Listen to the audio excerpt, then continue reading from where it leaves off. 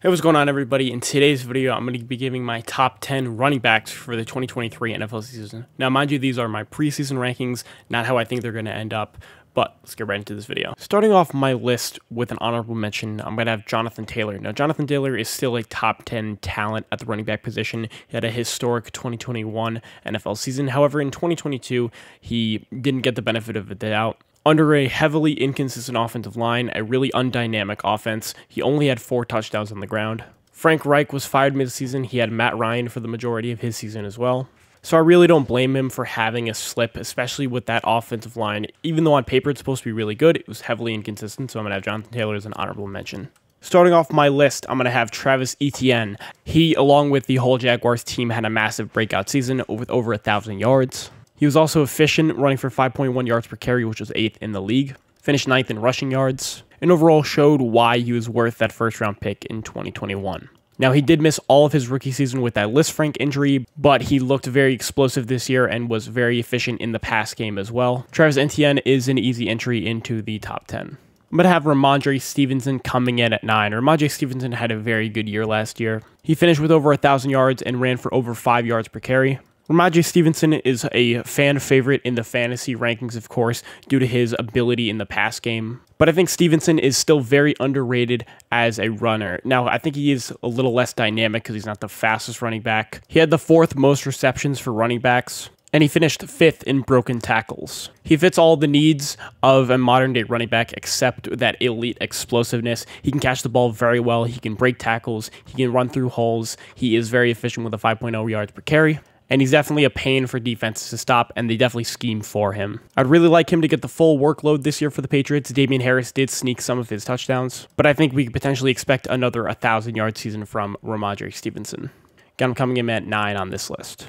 At number 8, I'm going to have Breece Hall. Now, Breece Hall was rookie last year, and he was the best rookie running back when he played. Now, he only played 7 games due to him tearing his ACL against the Broncos, but he ran for a 5.8 yards per carry. He had a 198-yard game against the Dolphins, and was top 6 in rushing yards before he went down with an injury. Now, Breece Hall has already shown his potential to be an elite downhill runner, and he also is very reliable as a pass catcher. Breece Hall definitely has the potential to also be a top 5 running back when he's fully healthy. However, that ACL tear is a massive question mark for the 2023 NFL season. We're going to have to wonder how good he comes back from the injury. He was injured relatively early in the season at week 7, and his recovery has seemed to go pretty well, but ACLs are definitely a 2-year injury, and I treat it as that. However, Breece Hall is still a top 10 talent at running back position already in his 2nd year, so I'm going to have him at 8. At number 7, I'm going to have Tony Pollard. If you guys have watched the channel for a while now, Tony Pollard was one of the offensive players I predicted to break out in 2022. And I'm going to say I was pretty right about that prediction. Tony Pollard had a phenomenal year, going over 1,000 yards, had 9 touchdowns, ran for 5.2 yards per carry, and to go along with that was impactful in the passing game, having 3 receiving touchdowns. Now, Tony Pollard is one of the most explosive running backs in the league. He arguably is the most explosive. He's impactful in all facets of the offense, as a receiver, as a runner, and even as a returner. I'm very glad that the Cowboys used him a lot more down the season instead of Zeke, but they definitely still use Zeke on the goal line a lot. But Tony Pollard is just a great running back, and I love to see him on the field. And he really is that home run hitter at the running back position that coaches love. I mean, look at this play. The fact that he's able to just purely run away from defenders so easily is something that I value a lot, so I have him coming in at 7.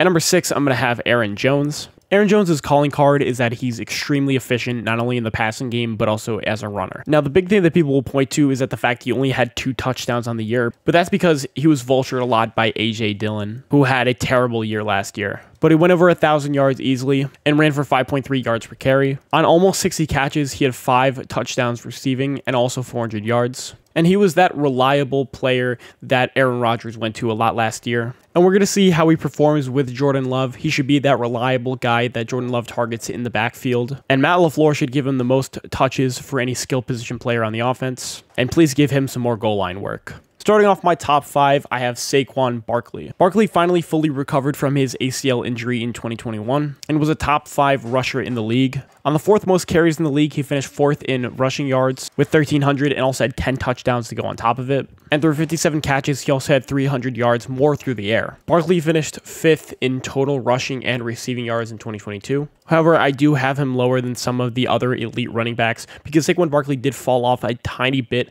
as the season progressed. He was given so much workload and burn in the beginning of the season that he did fall off a little bit in efficiency later in the season. However, that first half was so elite, he was even leading the league in rushing yards at one point, and he's still a top 5 talent at running back as well, that I'm going to have him here on 5 on my list.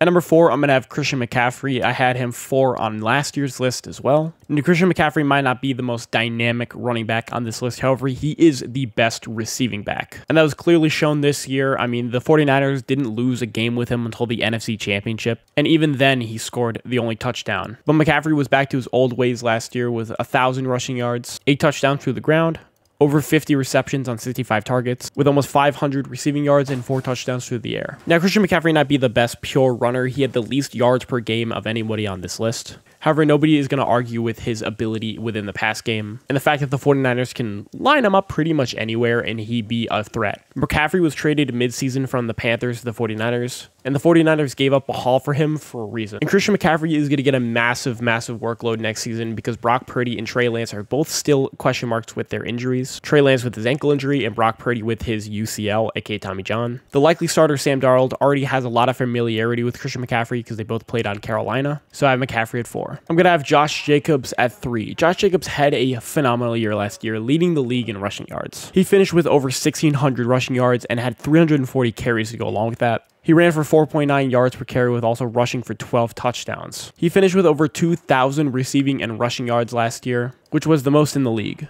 And with 53 catches on the year, he had 400 receiving yards. Josh Jacobs showed why he could be a 3-down back this year. He was incredibly explosive. He was showing why he's a premier back with his broken tackle ability. And he showed more burst than he has in his entire career. Now, the only reason why Josh Jacobs is 3rd on the list instead of being top 2 is because this is the real only year that we've seen him be this dominant. The 2 running backs higher on this list have shown dominance their entire career. However, Josh Jacobs was on another level in 2022 and definitely earned the right to be a top 3 player on my list. I really hope that he gets the bag next offseason.